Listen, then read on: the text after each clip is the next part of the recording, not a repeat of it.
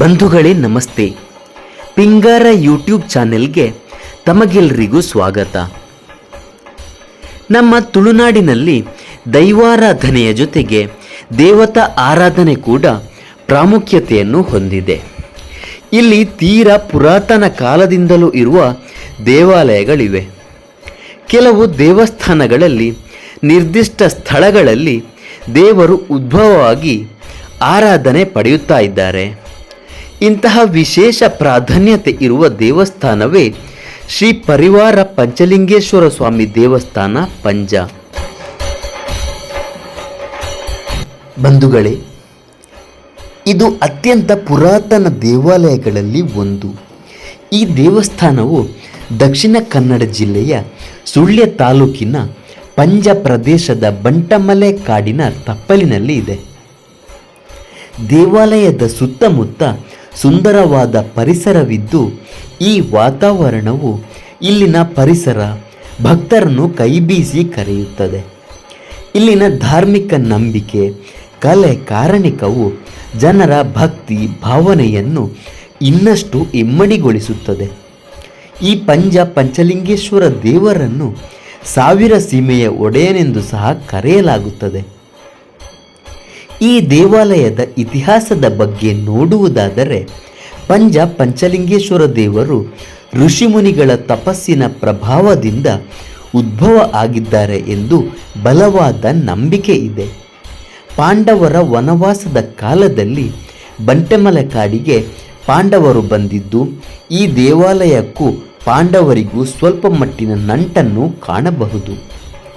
ಈಗಿನ ದೇವಾಲಯದ ಸರಿಸುಮಾರು 4 ಕಿಲೋಮೀಟರ್ ದೂರದಲ್ಲಿ ಪಂಚಲಿಂಗೇಶ್ವರ ದೇವರು ಲಿಂಗ ರೂಪಿಯಾಗಿ ಆರಾಧಿಸಲ್ಪಡುತ್ತಿದ್ದರು. ಇದಕ್ಕೆ ಸಾಕ್ಷಿಯಾಗಿ ಅಲ್ಲಿ ಕೆರೆ ಮತ್ತು ಶಿವಲಿಂಗವನ್ನು ನಾವು ಕಾಣಬಹುದಾಗಿದೆ.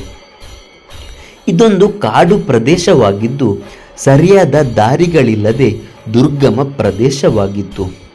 ಕಾಲ ಕಳೆದಂತೆ ಅಷ್ಟೊಂದು ದೂರ ಹೋಗಿ ದೇವರನ್ನು ಆರಾಧನೆ ಮಾಡುವುದು ಕಷ್ಟಕರವಾಗಿತ್ತು.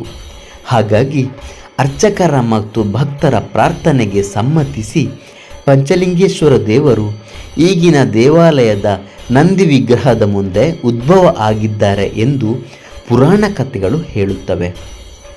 ಮೂಲತಃ ಇಲ್ಲಿ ಪಂಚಲಿಂಗಗಳ ಆರಾಧನೆ ಇರುವುದರಿಂದ ಇದು ಪಂಚಲಿಂಗೇಶ್ವರ ದೇವಸ್ಥಾನ ಎಂದು ಹೆಸರುವಾಸಿಯಾಗುತ್ತದೆ. ಪಂಚಲಿಂಗೇಶ್ವರ ದೇವರ ಜಾತ್ರೆಯ ಮೊದಲು ಲಿಂಗ ರೂಪಿಯಾಗಿ ನಿಂತ ದೇವರಿಗೆ ಪೂಜೆ ಮಾಡಿ ಅಲ್ಲಿರುವ ಕೆರೆಯಿಂದ ನೀರನ್ನು ತಂದು ದೇವಾಲಯದಲ್ಲಿ ಪಂಚಲಿಂಗೇಶ್ವರ ದೇವರಿಗೆ ಅಭಿಷೇಕ ಮಾಡಿ ಪೂಜೆ ಮಾಡಲಾಗುತ್ತದೆ. ಮುಂದಿನ ದಿನಗಳಲ್ಲಿ ಈ ಪ್ರದೇಶವು ಪಂಜ ಬಳ್ಳಾಲರ ಆಳ್ವಿಕೆಗೆ ಒಳಪಡುತ್ತದೆ. ಬಳ್ಳಾರರ ಆಳ್ವಿಕೆಯ ಅವಧಿಯಲ್ಲಿ ಸರಿಯಾದ ಪೂಜಾ ಕೈಂಕರ್ಯಗಳಿಲ್ಲದೆ ದೇವಾಲಯವು ಪಾಳು ಬಿದ್ದು ಹೋಗಿರುತ್ತದೆ. ಮುಂದೆ ಪಂಜ ದೇವಾಲಯದ ಭೂಮಿಯು ಉಳುವವನೇ ಭೂಮಿಯ ಒಡೆಯ ಎಂಬ ಕಾನೂನಿಗೆ ಸೇರ್ಪಡೆ ಆಗುತ್ತದೆ. ಅಂದಿನ ರಾಜಕೀಯ ಆಡಳಿತದ ಕಾಲದಲ್ಲಿ ದೇಗುಲಗಳನ್ನು ಗ್ರಾಮ ದೇಗುಲ, ಮಾಗಣೆ ದೇಗುಲ, ಸೀಮೆ ದೇಗುಲ ಎಂದು ವಿಂಗಡಿಸಿ ರಾಜಮನ್ನಣೆ ಕೊಡಲಾಗುತ್ತಿತ್ತು. ಅದಲ್ಲದೆ ಅಲ್ಲಿಗೆ ಉಂಬಳಿಗಳನ್ನು ಸಹ ಕೊಡಲಾಗುತ್ತಿತ್ತು. ಇದರಲ್ಲಿ ಕುಂಬಳೆ ಸೀಮೆಯನ್ನು 3000 ಸೀಮೆ ಎಂದು, ವಿಟ್ಲ ಸೀಮೆಯನ್ನು 2000 ಸೀಮೆ ಎಂದು ಹಾಗೂ ಪಂಜ ಸೀಮೆಯನ್ನು 1000 ಸೀಮೆ ಎಂದು ಕರೆಯಲಾಗುತ್ತಿತ್ತು. ಪಂಜ ಸೀಮೆಯು ಹಲವಾರು ಗ್ರಾಮಗಳನ್ನು ಒಳಗೊಂಡಿದೆ. ಐತಿಹಾಸಿಕವಾಗಿ ಪಂಜ ದೇವಾಲಯವು ಬಳ್ಳಾಲರ ಅರಸು ಮನೆತನದ ಆಡಳಿತದ ವ್ಯವಸ್ಥೆಗೆ ಒಳಪಟ್ಟಿದ್ದರಿಂದ ಈ ನೆನಪಿಗಾಗಿ ಜಾತ್ರೆಯ ಸಮಯದಲ್ಲಿ ಬಳ್ಳಾಲರ ಕುಟುಂಬಕ್ಕೆ ವಿಶೇಷ ಗೌರವ ಮನ್ನಣೆಯನ್ನು ನೀಡಲಾಗುತ್ತದೆ. ಬಹಳ ವರ್ಷಗಳ ಹಿಂದೆ ಪಂಜ ಮಾಗಣೆಗೆ ಒಳಪಟ್ಟ 8 ಬೀಡಿನ ಬಳ್ಳಾಲರು ಮತ್ತು 8 ಕಟ್ಟಬೀಡಿನ ಬಳ್ಳಾಲರ ಜೊತೆ ಸಾಮ್ರಾಜ್ಯ ವಿಸ್ತರಣೆಗಾಗಿ ಯುದ್ಧ ನಡೆಯುತ್ತದೆ. ಈ ಯುದ್ಧದಲ್ಲಿ ಪಿಲಿಕುಂಜಿ ಎಂಬ ಮುಸ್ಲಿಂ ಸಮುದಾಯದ ವ್ಯಕ್ತಿ 8 ಬೀಡಿನ ಬಳ್ಳಾಲರ ತಂಡದಲ್ಲಿ ಸೈನಿಕನಾಗಿ ಸೇರಿರುತ್ತಾನೆ.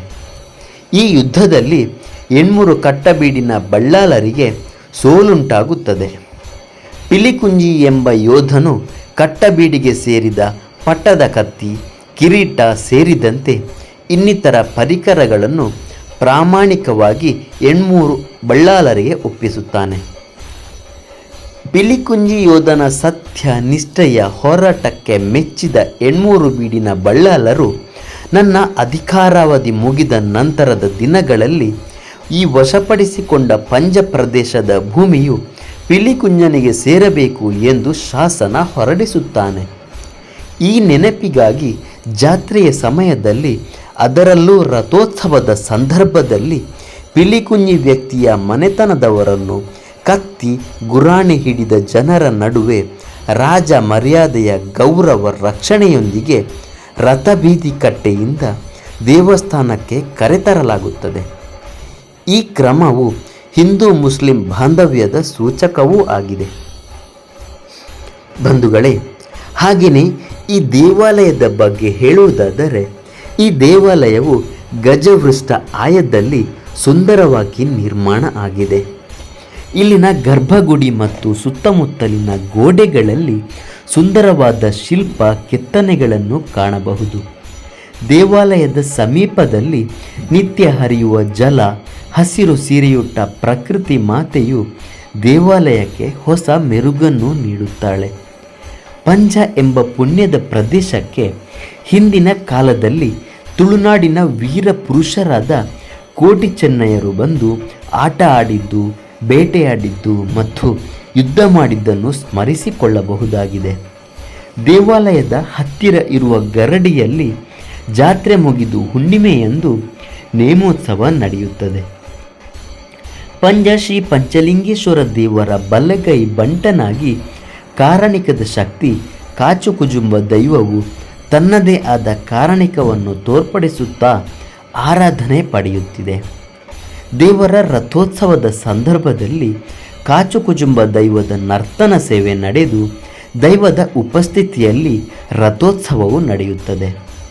ಈ ಸಂದರ್ಭದಲ್ಲಿ ದೈವ ಮತ್ತು ದೇವರ ಭೇಟಿಯನ್ನು ನೋಡುವುದು ಒಂದು ಭಾಗ್ಯವಾಗಿದೆ. ಇಲ್ಲಿ ವಿಶೇಷವಾಗಿ ರಥೋತ್ಸವದ ವೇಳೆ ಪಯ್ಯೋಳಿ ನಿಲ್ಲುವ ಪದ್ಧತಿ ಇದೆ. ದೇವರ ಬಲಗೈ ಬಂಟನಾದ ಕಾಚುಕುಜುಂಬ ದೈವ ಮತ್ತು ಶಿರಾಡಿ ದೈವದ ಬಂಟರಾಗಿ ಮಕ್ಕಳು ಪೇಟ ಧರಿಸಿ ಕೈಯಲ್ಲಿ ಗುರಾಣಿ ಹಿಡಿದು ರಥಬೀದಿಯಲ್ಲಿ ರಥದ ಜೊತೆಗೆ ಸಾಗುತ್ತಾರೆ. ಈ ವಿಶೇಷ ಪದ್ಧತಿಯು ಪುರಾತನ ಕಾಲದಿಂದಲೂ ನಡೆದು ಬಂದ ಪದ್ಧತಿಯಾಗಿದೆ. ದೇವಾಲಯದ ಸುತ್ತಮುತ್ತಲಿನ ಊರಾದ ಕುದ್ವ, ಪುತ್ಯ ಮುಂತಾದ ಪರಿಸರದ ಜನರು ಪಯ್ಯೋಳಿ ನಿಲ್ಲುತ್ತಾರೆ. ಈ ಹಿಂದೆ ಪಯ್ಯೋಳಿ ನಿಂತವರಿಗೆ ಆವೇಶ ಬಂದು ಪರಸ್ಪರ ಹೊಡೆದಾಡಿಕೊಂಡ ಸನ್ನಿವೇಶವನ್ನು ಹಿರಿಯರಾದ ತಿಮ್ಮಪ್ಪ ಗೌಡರವರು ನೆನಪಿಸಿಕೊಳ್ಳುತ್ತಾರೆ. ಪಂಜ ಪಂಚಲಿಂಗೇಶ್ವರ ದೇವಾಲಯದಲ್ಲಿ ಪ್ರಧಾನ ದೈವ ಕಾಚುಕುಜುಂಬ ಅಲ್ಲದೆ ಶಿರಾಡಿ ದೈವ, ಉಳ್ಳಾಕ್ಲು, ಪಂಜುರ್ಲಿ, ರುದ್ರಚಾಮುಂಡಿ ಮುಂತಾದ ಪರಿವಾರ ದೈವಗಳಿಗೆ ಜಾತ್ರೆಯ ಸಮಯದಲ್ಲಿ ನೇಮೋತ್ಸವವೂ ಸಹ ನಡೆಯುತ್ತದೆ. ಅಲ್ಲದೆ ಭೂಮಿಯ ಒಡೆಯ ನಾಗದೇವರಿಗೂ ವಿಶೇಷ ತಂಬಿಲ ಸೇವೆ ನಡೆಯುತ್ತದೆ. ಬಂಧುಗಳೇ, ಹೀಗೆಯೇ ಹಲವು ವಿಶೇಷತೆಗಳನ್ನು ಒಳಗೊಂಡಿರುವ ಬೇಡಿಕೊಂಡ ಭಕ್ತರ ಇಷ್ಟಾರ್ಥವನ್ನು ಪೂರೈಸುವ ಪಂಜ ಶ್ರೀ ಪರಿವಾರ ಪಂಚಲಿಂಗೇಶ್ವರ ದೇವಾಲಯಕ್ಕೆ ನೀವೆಲ್ಲರೂ ಕುಟುಂಬ ಸಮೇತ ಬಂದು ದೇವರ ಹಾಗೂ ದೈವ ದೇವರುಗಳ ಆಶೀರ್ವಾದ ಪಡೆದುಕೊಳ್ಳಬೇಕಾಗಿ ವಿನಂತಿ. ನಮಸ್ತೆ.